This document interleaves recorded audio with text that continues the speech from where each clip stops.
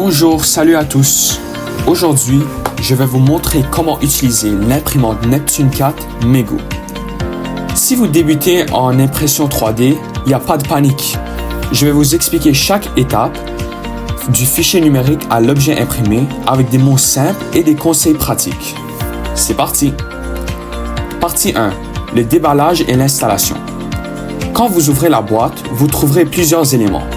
L'imprimante en plusieurs parties, le plateau chauffant où l'impression va se faire, les câbles d'alimentation, un échantillon de plastique qu'on peut aussi appeler le filament, des outils et vis pour l'assemblage. L'assemblage est assez simple.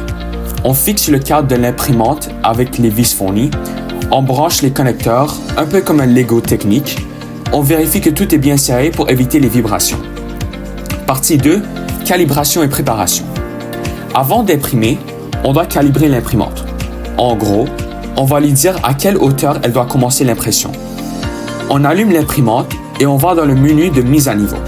L'imprimante ajuste automatiquement la hauteur, mais on peut affiner en glissant une feuille de papier sous la buse si nécessaire. Si la buse touche trop le papier, on la remonte un peu. Si elle est trop haute, on la descend légèrement. Cela est important car si la buse est trop près du plateau, le plastique ne sortira pas bien. Si elle est trop loin, l'impression risque de ne pas coller au plateau et de complètement rater. Partie 3. Préparer le fichier 3D. Avant d'imprimer, on a besoin d'un modèle 3D. On peut soit le télécharger sur des sites comme Thingiverse ou Cult 3D, soit le créer soi-même avec le logiciel 3D, mais cela prend beaucoup de temps.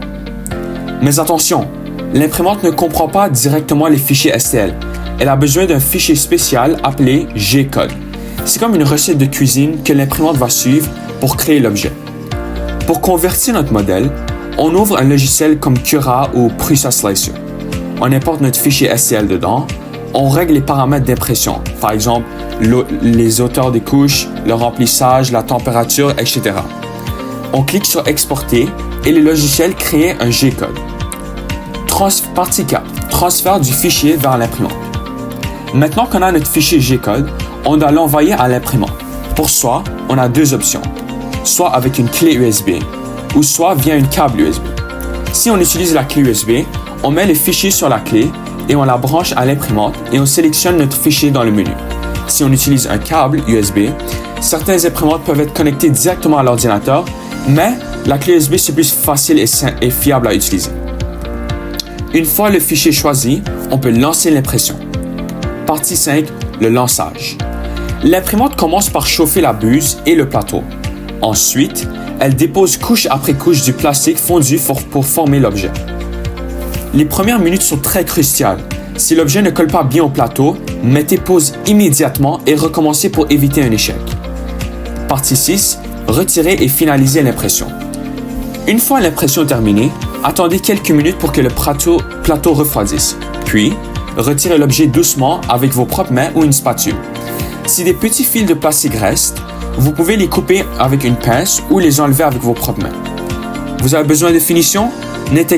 N'inquiétez-vous pas. Un léger ponçage et un coup de peinture peuvent donner un super rendu. Et voilà! Maintenant, vous savez comment utiliser l'imprimante 3D Neptune 4 Mego de A à Z. Si cette vidéo vous a aidé, n'oubliez pas de laisser un like et abonnez-vous pour des autres tutoriels sur l'impression 3D. Et dites-moi en commentaire, quel sera votre premier projet personnel? À très vite!